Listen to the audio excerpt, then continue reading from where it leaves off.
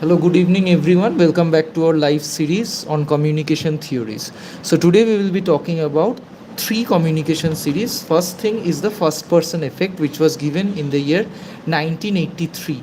Following that, we will be talking about 1969's John's Galtnang structural violence theory, following with the decentralizing theory of vector B. And finally, we will be talking about reinforcement theory of Joseph Clapper.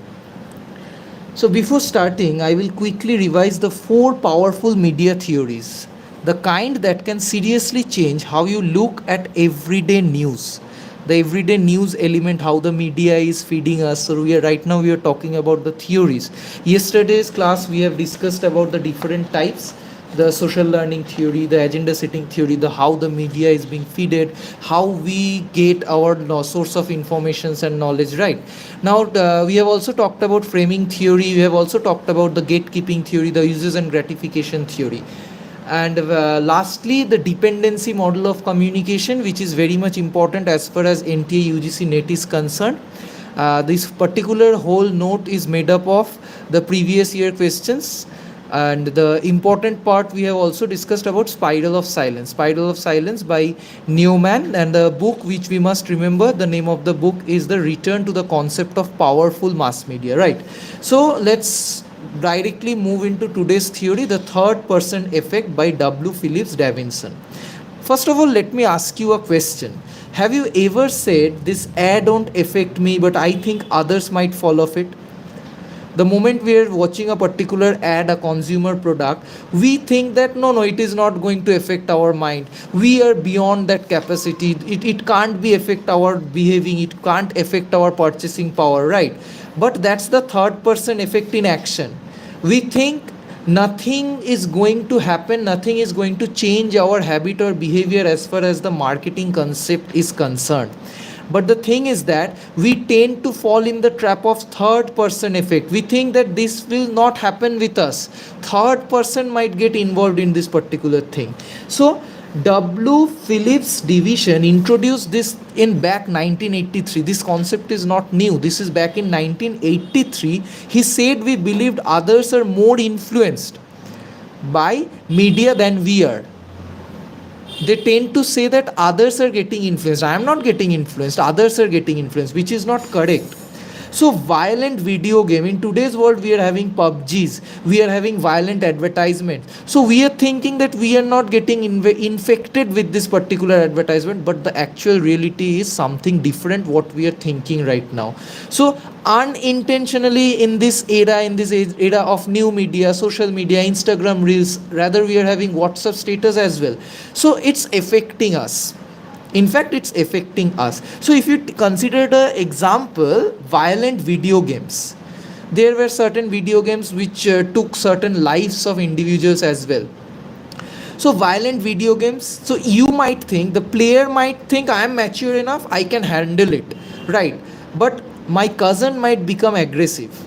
Seriously, one of my cousin is getting affected. If one of my cousin is just indulge in video game, he doesn't have any concerning idea about his family, about his education.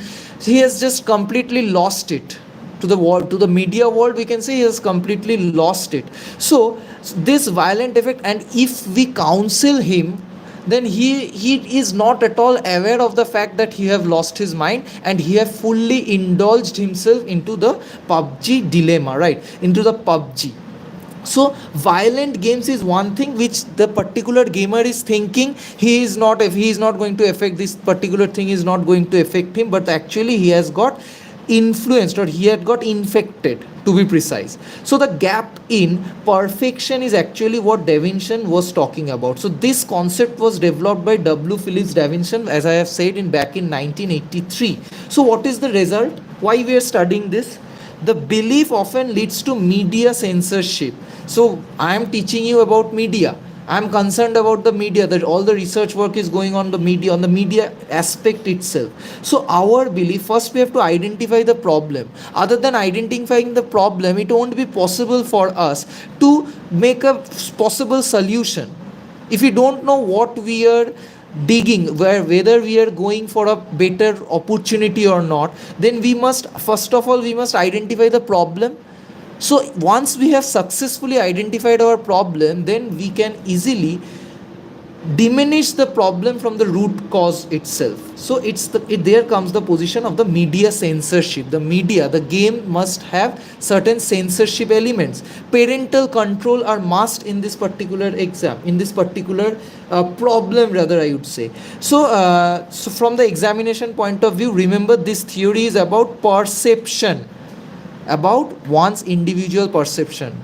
So this perception questions are coming from the perception, not actually behavior. These are not the actual behavior, rather we can say it's the perception. People act on what they believe.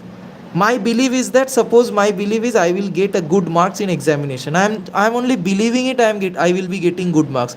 Other than acting on that particular part, whether I don't know I will be getting good marks or not. So my perception won't get me good marks. What will fetch me good marks? My dedication, my practice, my regular consistent effort will fetch me good marks. So perception doesn't matter. What matters is the behavior. The second theory which we will be quickly discussing today is the structural violence theory. As the name suggests, it's the structural violence part. Back in 1969 it was developed. Now let's move from the perception to power and inequality. Power and inequality means, power means everyone wants to be powerful, tracing back to the historical prospect, right? So John Galton introduced this idea. This idea was introduced by John. So it was the structural violence. Don't worry, it's not about the punching or fighting scene. It is about the violence without blood. Violence means blood. No, we are talking about the psychological concept, how the media studies how it's get affected, right? So imagine, let's now take an example. Imagine a girl in a rural village. All right, a girl in a rural village who's not allowed to go to school. We know the discrimination part. Girls are still we are very sad to discuss this particular thing, because there is still discrimination. Though we are having civics book, we are having political science, we are having different approaches, but still girls education is still a distinct thought in our country, in some parts of our country, not everywhere, but it's still prevalent, right? So no one hits her, but the system quietly blocks her future. The system quietly blocks her future. This is the structural violence. They are not harming physically, but it's the structural violence, which this concept was developed by John Gutenberg in 1969. So imagine we have talked about this one. So now what's media's role? Our aspect, our purpose of discussing is from the media's role, because we are the student of journalism and mass communication. We will be only concerned about the role of media. Media can manipulate this? Can media change this perception? Obviously yes, media can, because we know that media is a very powerful tool to change the idea of the society, right? So what's the media's role here? Media can either expose this violence. Media has that authority. So that girl might go live today and ask and seek help from his peer friends, from the society itself. So media can either expose, at the same time media can suppress this issue as well. Think how some news channels spotlight some evacuations and other just show celebrity wedding. This is the perception which we have talked about, the gatekeeping theory. Quickly moving to the third part of today's rapid revision section. Remember one thing, this is just a revision section where we will be just talking about this in a nutshell. For detailed explanation, we will be having another series where we will be talking this in a broad aspect with more detailed examples. Now, this particular thing, the desensitizing theory, whenever we are talking about any difficult names, we will be breaking the heading. Okay, desensitizing theory, it was suggested by Victor Stamberg. Okay, now let me be honest with you guys. Have you ever seen so much bad news that you have stopped reacting? The society is full of bad news, the rapes, the other violence. So the society is not a good place, we know that. So now how we are framing our mind depends on what we are consuming. If you consume good content, you will feel that the world is a safer place. But whereas if you are consuming crime petrol, if you are consuming more CID related content, then you might think that the world is a mean world syndrome. It is also we have discussed in the cultivation theory aspect. Now quickly moving on to the next part, that is, it says if you see the same violent or disturbing content over and over again, you are continuously seeing this violent content, then you will slowly stop feeling shocked. It won't surprise you, right? So you will become numb. When war and rape cases dominate the news every day, people stops reacting. ये तो रोज का है. They think like this, right? So they scroll, shake their head and move on. That's decentralization. Now the fourth part is that reinforcement theory of 1960. It was reinforcement. We are reinforcing something, right? So think of it way, if someone supports a political party, they mostly watch channels, read posts and follow influence who say that party is great. They avoid content that challenges their belief. That's called the selective exposure.